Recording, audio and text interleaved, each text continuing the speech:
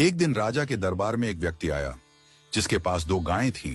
वह व्यक्ति राजा के सामने पहुंचा और बोला, महाराज, आपके राज्य में इतने विद्वान पुरुष हैं, आपके मंत्रिमंडल में इतने बुद्धिमान लोग हैं। मैं एक साधारण सा प्रश्न पूछना चाहता हूं।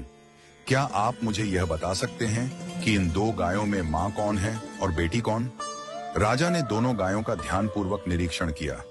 उसने देखा कि दोनों गायें बिल्कुल एक जैसी थीं। रंग, आकार और स्वभाव में कोई अंतर नहीं था। राजा की समझ में नहीं आया कि मां कौन है और बेटी कौन। उसने अपने मंत्रिमंडल को बुलाया और सबसे बुद्धिमान मंत्री से कहा, तुम देखो और बताओ कि मां कौन है और बेटी कौन। मंत्री ने भी बड़ी बारीकी से दोनों गायों का निरीक्षण किया, लेकिन वह भी उत्तर नहीं दे पाया। धीरे धीरे मंत्रिमंडल के सभी सदस्यों ने कोशिश की, लेकिन कोई भी इस साधारण प्रश्न का उत्तर नहीं दे पाया। राजा को बहुत अफसोस हुआ कि उसके मंत्रिमंडल में एक भी व्यक्ति इतना बुद्धिमान नहीं है जो यह बता सके कि मां कौन है और बेटी कौन। जब सबसे बुद्धिमान मंत्री अपने घर पहुंचा तो वह बहुत चिंतित था। उसकी पत्नी ने पूछा, आज आप इतने परेशान क्यों हैं? क्या हुआ? मंत्री ने कहा, आज राजसभा में एक व्यक्ति 2 गायें लेकर आया था और पूछा कि इनमें मां कौन है और बेटी कौन। हम सबने देखा, लेकिन दोनों गायें एक जैसी दिखाई दी।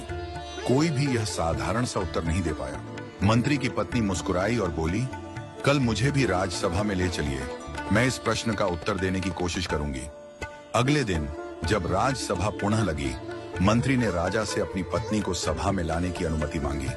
राजा ने अनुमति दे दी। मंत्री की पत्नी को बुलाया गया और दोनों गायों को भी सभा में लाया गया। मंत्री की पत्नी ने कहा, महाराज, मुझे एक अवसर दें। उसने दोनों गायों के सामने घास के एक-एक टोकरे रखवाए। जब दोनों गायें घास खाने लगीं, तो थोड़ी देर बाद मंत्री की पत्नी ने घोषणा की, यह गाय मां है और यह गाय बेटी है। वह व्यक्ति जो गायें लेकर आया था, उसने तुरंत सहमति जताई और कहा, आपने बिल्कुल सही पहचाना। राजा ने आश्चर्य से पूछा, तुम्हें कैसे पता चला कि मां कौन है और बेटी कौन?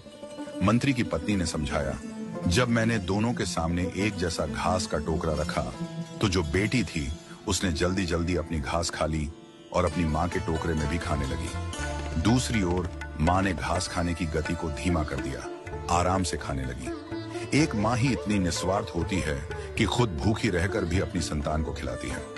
इस कहानी का संदेश बहुत गहरा है। जैसे एक मां निस्वार्थ प्रेम करती है और अपनी संतान की भलाई के लिए खुद को त्याग देती है, वैसे ही ईश्वर भी हमें बिना किसी अपेक्षा के सब कुछ देता है। हम सब ईश्वर की संतान हैं और उसने हमें यह सुंदर सृष्टि निस्वार्थ प्रेम से दी है।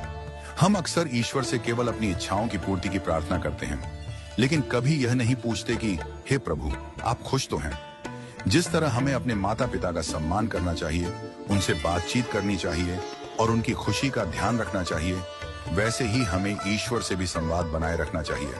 यदि हम अपने माता पिता से दिन में बस एक बार पूछ लें कि आप खुश तो हैं, तो उनके आशीर्वाद से हमारे जीवन में कभी दुख नहीं आएगा।